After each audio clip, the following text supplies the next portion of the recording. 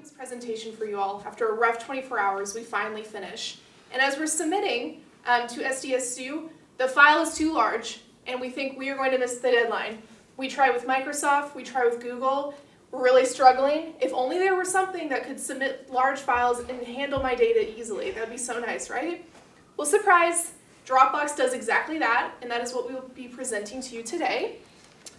And the main focus of our presentation is how Dropbox is going to be able to expand, not because it's a cost leader, but because it differentiates on its quality and its reliability for its users, which is something we could have used last night.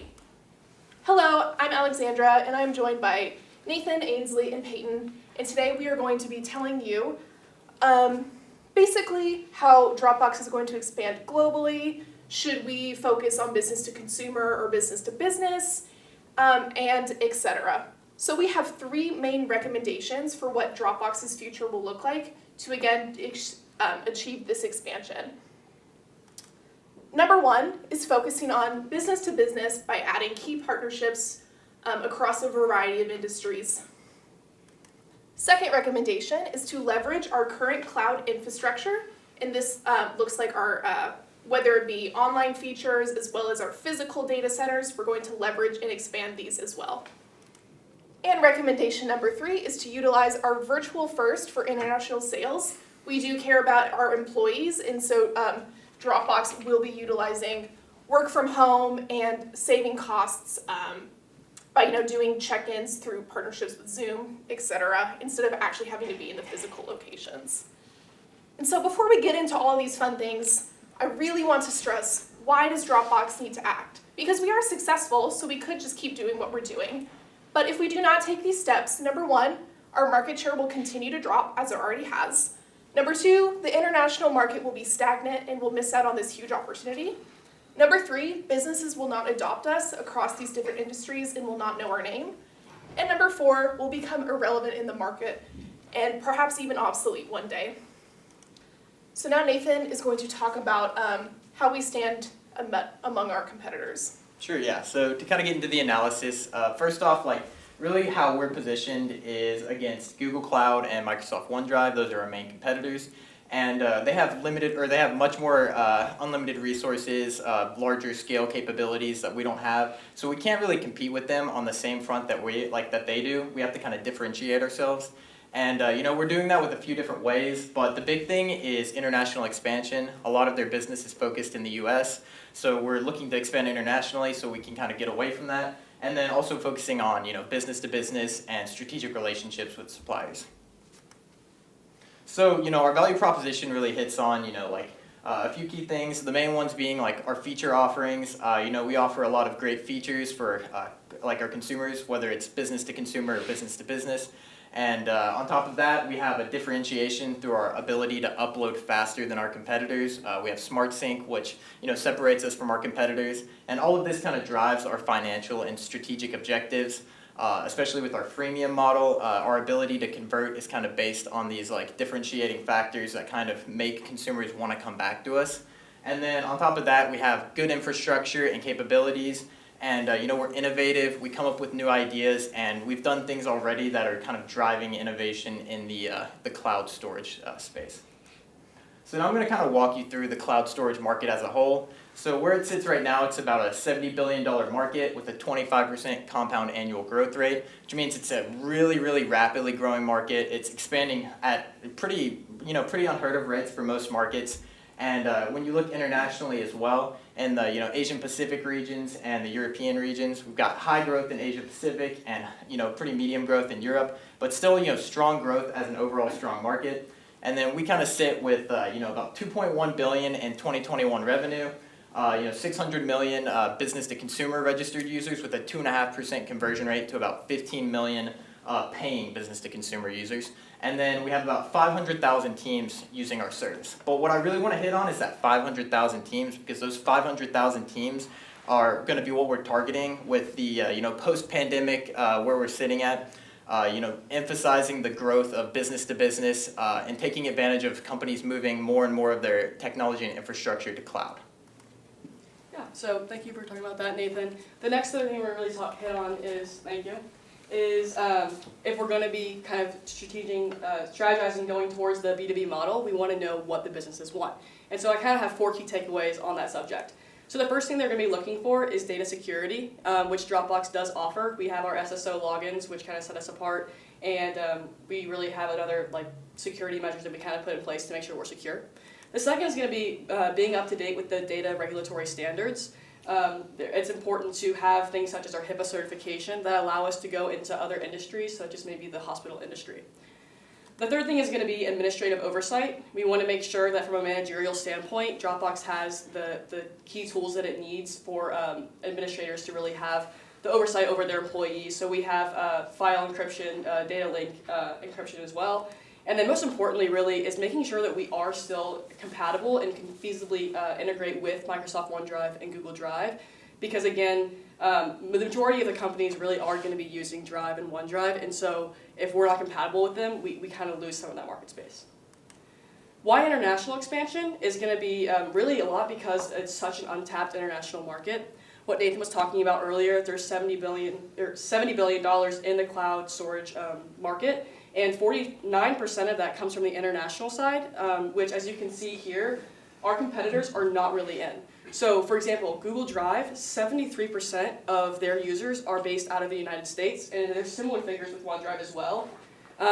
So we can really kind of tap into that side of things. The other thing is that there's a high international market growth rate in general of 293% by the year 2027.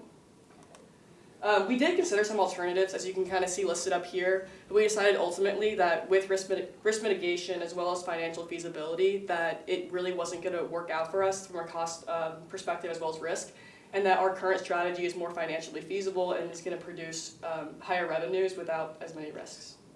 So I'm going to take it over to Peyton to really talk about the implementation. Perfect. Thank you, Ainsley. So next is talking about implementation. We're going to go ahead and look at really large overview form of a timeline. So this is going to be over the course of 5 years. And some things we need to be thinking about right now are first, kind of scouting talent and whatnot in terms of sales individuals. We need to start figuring out point of presence leasing. And the third thing is that we need to start figuring out those strategic partnerships we want. So focusing right now, obviously October 2022, we need to begin to figure out our strategic partnerships first. Looking forward to January 2023, hopefully we can start to announce some of those and those integrations and kind of what they look like. So next, moving ahead, so in 2023, 2024, and 2025, while obviously focusing on sales individuals and partnerships, now we're really going to start to meet that demand with our cloud storage. So over the course of these 3 years, we're going to be opening 2 point of presence locations in specific markets that we're going to touch on later. But then looking ahead to the last 2 years, we're going to start to kick that up a notch again to meet demand. That's going to be 3 point of presence locations internationally. So overall, kind of the investment that we're looking for is around $740 million. The ROI over the course of the 5 years is going to be about 250%, and our break even we expect in about 2.5 years. So that's a really large overview, and next I'm going to pass to Alexander to talk a little bit more about strategic partnerships. Great. So that might have been a little bit overwhelming with the overall 5-year plan. I want to bring your attention back to the very first recommendation I gave you, and that was that focusing on business-to-business partnerships. So these are our strategic partnerships, because again, we don't want to start opening locations if we're not sure that anyone is even interested, right? And again, the relevancy is that we want to diversify our portfolio in what industries we're in. Of course, if one industry dips, we have sales in another, etc. So that is why this is relevant to our global expansion. The first area we're going to look at is enterprise resource systems. These companies deal with huge amounts of data, and integration is so important. Oracle is one example of this. And again, a partnership is just natural here with helping them move all of their things onto the cloud. The next area we will look at partnering in is higher education institutions. Programs such as Canvas, who want to move email onto the cloud. I'm sure you deal with huge amounts of emails every single day. Those all need to be on the cloud. But only 43% of higher institutions have moved to the cloud. So again, there's a lot of opportunities there, of course in the US, but also universities abroad. The third one is retail companies. Again, because of COVID, but then also companies like Zara who just enjoy changing styles a lot. It is really important for them to have up-to-date stock data, shelf data, all that kind of thing, so that employees across the globe can just have handheld tablets and look when they need to order. Designers send things, little plans over the cloud. And so, of course, these are just examples, but it's really the industries we want to focus your attention to. And so given that we're going to have these partnerships, Ainsley is now going to talk about our infrastructure to make it happen. Yeah, so phase 2 of our implementation strategy is going to be, again, that infrastructure expansion. And we think this is important, again, because as we're living in a very interconnected society, globalization is kind of becoming more predominant. We want to make sure we're in those global markets as well as domestic. So to do that, we're going to expand to these POP locations that Peyton kind of hit on. So we're planning on 12 new point of presence locations to kind of get our name out there. We've also picked a few countries to expand upon in terms of strategic alliances and international industries that we have listed here. We kind of picked those countries based off of their GDP, their broadband capabilities, and their internet usage by country. And so we really want to kind of expand upon that. Also, we already have offices like in Australia, Japan, Germany, France, so we really want to hit those areas as well. And that's kind of what we're doing. And then we have a cost analysis for you guys here. So with the 12 places, it's going to be about $30,000 per petabyte of and per month for that leasing services. But if you look here, the cost is very marginal compared to the amount of revenue that we're projected to bring in. So I'm going to pass it on to Peyton now to talk about the Virtual First. Yeah, thank you. So next, when you think about a tech company, like what's their key asset? It's their talent. So with Virtual First, that's kind of really what we're targeting. So this is all kind of relevant because now we can expand internationally. We don't have to have offices. Our costs are going down a lot.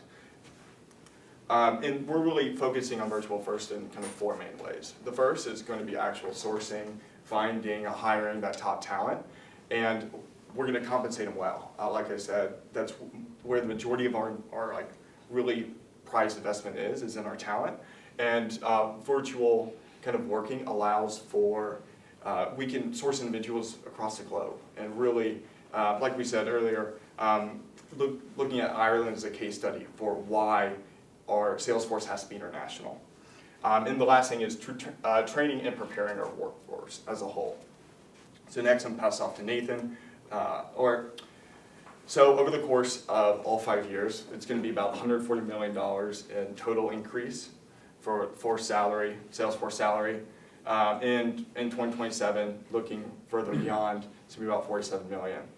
All this to say that we're going to have a really large investment, but it's going to really pay out dividends, which Nathan is now going to touch on. Yeah. There you go. Thank you. Thank you, Peyton. So now just kind of touching on like some of the risks that we, the key risks that we identified whenever we were looking throughout this implementation plan. The big ones being, our financial, competitive, legal, and operational risks. The one I really want to hit on is the legal risk. As you guys know, data security and data privacy is a big concern of major corporations and individuals, so it hits both sides of our business. So a big emphasis of this plan is prioritizing our ability to protect our consumers' data and to be able to protect businesses as well and make sure that they have trust in us as a company to protect their data in the actual cloud. And then kind of the overall business growth and financial impact from all of this. We're looking at about 5% annual growth of business to consumer users because that's not going to be our primary focus, and we're looking to just kind of maintain in that sphere rather than expand. But within the business to business growth, we're looking at about a 25% annual growth rate with heavy expansion in capital investments and sales force expansion. And that'll expand our business users by about 14 million paying business users by 2027. And then on top of that, we're looking to go from about 248 million in profit in 2022 to about 548 million in profit. And as you can kind of see, it scales there. And as we continue to scale our operations, we'll become progressively more profitable overall. And then our percentage of revenue share is going from about 25% being business to business in the current year to about 46 being business to business, and we're kind of, as you can see, that kind of represents how we're shifting our model. Yeah, but overall, thank you guys for your time, and we'd like to open the floor for questions. And we have 10 minutes for questions, answers, feedback. Would you like to Take it begin? Go ahead. Well, one of the things that that seemed to be the case pre-COVID was that your physical presence in these foreign markets gave those prospects a comfort that you were a local, not a foreign company. And I'm trying to reconcile this aggressive international expanding focus with virtual first, which makes you less of a local presence. Can you help me? Well, our Understand that. data centers will be leased, which alleviates a little bit of that. Although that's not where the customers necessarily will be. We hope they'll feel comfortable that it's a local company taking care of where the data actually is.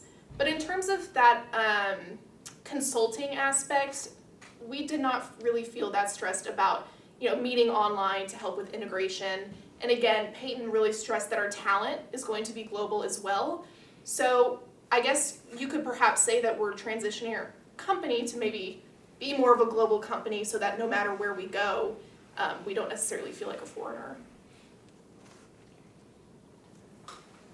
I very much liked that you began this presentation by showing your recommendations, and then you backfilled explaining why. I just think that's a great technique, and it got my attention immediately. Thank you. Thank you. What kind of talent are we looking at? Because I think you alluded to talent quite generally, but with what Dropbox does and where you're going and what you're proposing, what talent exactly are we looking at? Yeah, so I think, well, for one, overall, when we kind of talk about talent at Dropbox, a lot of it has to do with product development. That's where the majority of our costs go to. But when we're talking about the actual implementation of this, most of it's going to be focused on sales individuals. So in a more like international context. Yeah, and it's really because they drive sales whenever it comes to business, which is our focus. Sales individuals are the ones who drive those deals. They're the ones who drive new customers, new companies to come to our product. So through that we're driving new business, and it's in a way like our marketing strategy as well, is like using our sales to drive those new customers. I don't want to take up your time if that answered your question, but we did do a case study on someone else who acquired outside talent to help with this, if you are interested. Okay, so Walgreens also is moving to the cloud, and they actually partnered with IBM, hiring their chief data officer. And so it doesn't need to be something as ambitious as that, but again, looking to other industries, mainly just looking for people to help with overall strategy who have lots of experience with data and these kind of integrations. We did not have like a specific person or a company in mind though for you. No worries. And why those 12 odd countries? I know we're already in Japan, but why, Finland? Why Luxembourg? Why, Yeah. And Taiwan is constantly in the news as being threatened by China. So what's the logic there? So that is going to be, I think, what Peyton's trying to pull up. Where it is. Yeah. So we cross-referenced between 3 different fields. We looked at primarily the broadband capability, so the internet speed within those countries, and that's what I kind of looked at first, was how fast is their internet, because it doesn't matter if we have the presence if their internet can support it. And then from there, we looked at not only that, but we looked at GDP to make sure that the industry or the country in general could support. Had the resources financially to take on. But then also definitely we looked at the internet usage by individual in those countries. So if it wasn't above 80%, we didn't look at that country because, again, like we had looked into China a little bit, but we saw that so few of their people had internet access to that we didn't want to kind of expand in there. But Taiwan did meet those requirements, which is why it was one of the recommendations. Yeah, and as for like political concerns, we're not building out our infrastructure within like any of those countries. So none of our point of presence like locations are actually like mainly focused on being in those like potentially dangerous situations where we could be dealing with any kind of political turmoil or whatnot. So, you know, we have the capability for us to like tap into those markets without having like, you know, a significant financial investment in them. Can you help me more precisely to understand competitively what really is your advantage here? Because basically, you know, Microsoft, Google, IBM, Amazon, you are this little bug with 4 giant boots around you. Probably more than 4, but those come to mind. How do they not just squish you? So there's over a 75% failure rate with companies moving onto the cloud in terms of like ERP integration. And we just don't feel like Microsoft and Google has the time or capacity to help each individual business with the overall consulting, which is where our talent comes in. And so again, we were talking about this foreign presence. We really want to emphasize that we are a service and not a product. And so that's where our differentiation comes in, is that we sell the product per se, but then we make sure that it's successful for the company specifically. Whereas I feel like if a company purchases a Google or a Microsoft product and it doesn't work for them, well, they're kind of at a loss, even though Google itself was a great product, if that answers your question. So your stock right now is about $20. If one of those big guys or a lesser known big guy comes in tomorrow with, say, $28, do you sell out or do you go it alone? Well, Welcome to the board of directors. well, personally, I think that Dropbox is kind of in a sticky situation, especially with how they're kind of perceived. We do think there's obviously a way forward with this, but you know, 40% uptick, that sounds pretty good to me. But yeah, all that to say that we definitely think this is a way forward, and there's no, like, we don't necessarily need a way out right now. Yeah, hopefully that answers your question. I think you guys did a really great job. I agree with my colleague that, you know, starting with a recommendation is always great, but I also look at things such as the aesthetics of your presentation. I mean, there's a lot of content, and you guys are talking, we're reading, and it's moving fast. I understand, you know, 15-minute timeline is nothing to play with, and it's a lot. And 48 hours to digest all this and produce something, I think you guys did a fantastic job. It's really, really well and professionally done. And I've been in your shoes. I was a student at one point doing exactly this. I get the nerves, I get the pressure, and I think, you know, it's a fantastic start. And with more practice, I think, you know, you guys can really take this far. And I don't envy your situation. And you know, this is such a pertinent case because it's something that we all in the business world right now are going through. And I think you did a great job of digesting it and pulling a lot of really complex numbers and you know, bringing it all to life for us. Thank you. Thank you. Thank you. Great job. There was a wonderful book, if you can still find it. It was published in the 70s. And it's called The Gospel According to the Harvard Business School. And there's a moment where he describes his final exam, having to write up his case analysis, and he says, it's cases like this that make you glad that instead of really being the CEO of the company, you're just a first-year nobody in business. Yeah. It's a hard case, it's very current, and you guys did a terrific job. Thank you. Thank you. Thank you. Appreciate Thank you it. so much. Appreciate it. And to go first, it's not easy. Thank you. Thank you. Thank you. So much.